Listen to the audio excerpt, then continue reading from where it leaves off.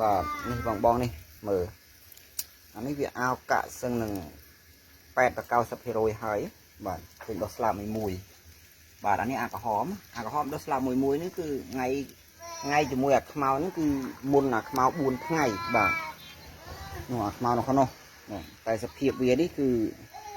វាជ្រួលទាំងអស់ហ៎បងអត់តាមមួយនេះទេដែលវានៅចិត្តចាហាល់នេះគឺខ្ញុំបើកបង្វិលចាប់ពីម៉ោង1បាទម៉ោង1មកនេះគឺបើកបែរជាកន្លះម៉ោងឃើញវាស្ងាត់ខ្ញុំបិទទៅបើកបិទប្រហែលជា10នាទីទៅ20នាទីឬកន្លះម៉ោងឃើញវារៀងជ្រួលយើងក៏បើកទៀតមកមិនមែនបើកជាប់របូតទេណាទៅបើកយើងបើកជាប់របូតក៏អស់ភ្លើងដែរតែអារៀងឆ្ងាយតិចនេះដូចបងមើលចរិតវាជ្រួលឡើងលខាប់មិនមែនអត់កតុទេណាបាទនេះគឺតួមានតែគ្រាន់តែហ្នឹងវាអត់មានដំ JSC តាមពិតពួកអាជ្រួលនេះវាយើងមានដំ JSC រត់ល្អបងព្រោះអីវាតិចវានឹងសងំអានេះគឺពឹងតែលើចង្ហាល់ប៉ុណ្ណោះចង្ហាល់វាបាញ់អត់ដល់ត្រង់មួយនេះទីចរិតវាក្រាស់ផងក្រាស់ដូចបងឃើញអានេះល្អដែលយើងមានមេឈើដើមឈើដែលយើងអត់យកចោលហ្មងមើលណាបើសិនណាជាយើងយកមេឈើដើមឈើចោលទៀតគឺខាតប្រយោជន៍មែនទែនវាឲ្យចំណែកអាខ្មៅនេះវារៀងស្ដើងជាងក្រហមបន្តិចតែវាអត់បញ្ហាប៉ុន្មានទេបាទព្រោះមិនសួរខ្យល់ដែលខ្ញុំបាញ់នេះមិនសួរនេះវាដល់មកនេះបាទយើងបើកចាហាល់ឲ្យរេចឹងមក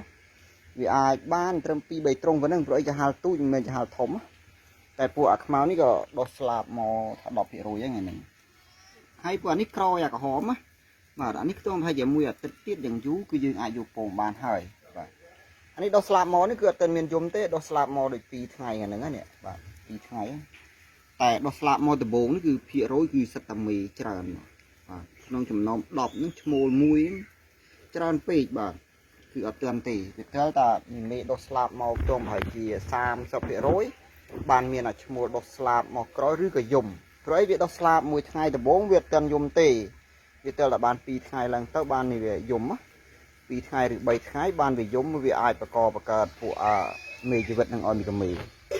ពីខាងនេះទៀតក៏ដូចគ្នាដែរតែខាងនេះវាបានខ្យល់លំហើយធាតុអាកាសធម្មជាតិមកវាអត់សូវក្តៅបាទពីល្ងាចនេះក្តៅពីម៉ោង5ព្រោះអីនៅពេលនេះគឺម៉ោង 7 ហើយបងត្រង់នេះថ្ងៃដូចគ្នាបងថ្ងៃដូចគ្នាតែជាងខាងនេះវាបានលះហើយគ្រាន់តែចរិតហាក់ប្រហែលគ្នាទេពួកអាខ្មៅម្សានេះគឺខ្ញុំដាក់ក្រាស់ដូចគ្នាតែក្រាស់មិនដល់អាក្រហមបាទពួកអាក្រហមគឺត្រូវតែដាក់ក្រាស់នៅមួយយុគ2គីឡូក្នុងមួយត្រង់ចាប់ពី25ទៅ27ឬ30គីឡូហ្នឹងគឺអាក្រាស់បែបហ្នឹងអត់បានបងតែបើពួកអាខ្មៅហ្នឹងបងឃើញហើយវាអត់បានទេពួកនេះទោះប្រហែលជា20គីឡូតិចទេក្នុងមួយត្រង់អញ្ចឹងអ្វីដែលថាឃើញចរិតជ្រួលគឺអ្វីដែលខ្ញុំសុំហាមគឺកុំបាញ់ទឹកបើសិនណាជាបងបាញ់ទឹកបើចរិតស្ដើងអត់បញ្ហាទេតែបើថាចរិតក្រាស់បែបហ្នឹង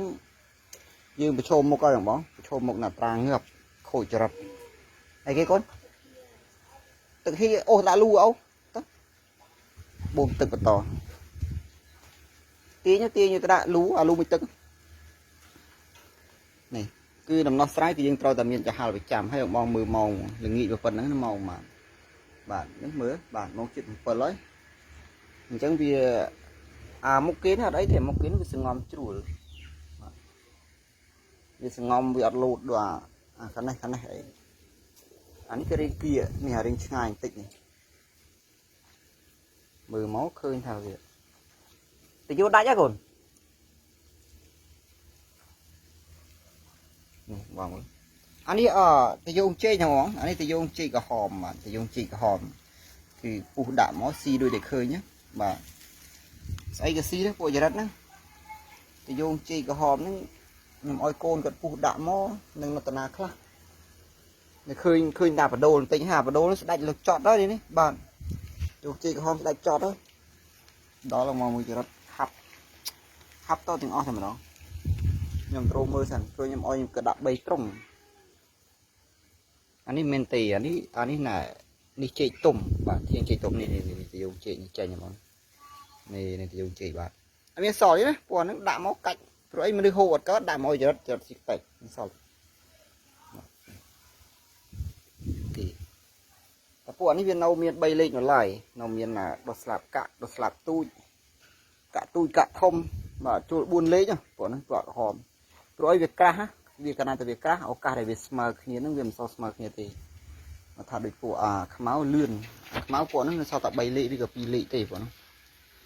còn phải giờ cam vào mũi thai này mọi người bị chúa vì lột tòng là bệnh nữa này thấy nhỉ lột phật cột rồi cho việc đỏ và anh ấy trong việc ngày thì hàng tích mà cho việc đỏ trong việc nấu chùa bộ rùm thì mùi chật cả